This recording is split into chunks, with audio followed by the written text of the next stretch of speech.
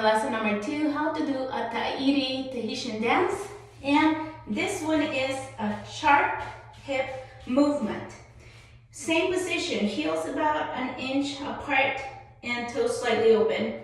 And we're going to bend down just a little bit, not a lot like tamau, because this does not require a wide movement. This is mostly used for otea, which is the fast drumming in Tahitian. There is Tahitian aparima and Tahitian otea. Otea is the fast drumming, and that is what we do here, what I'm teaching you for the Tahiti. So alignment, shoulder, hip, ankles, bend down, and you're just gonna hit one side. We're not gonna lock because otherwise we're gonna be bouncing. So we don't wanna bounce, so we don't lock, straight back and hit. Bump, bump, bump, bump, bump, bump, bump.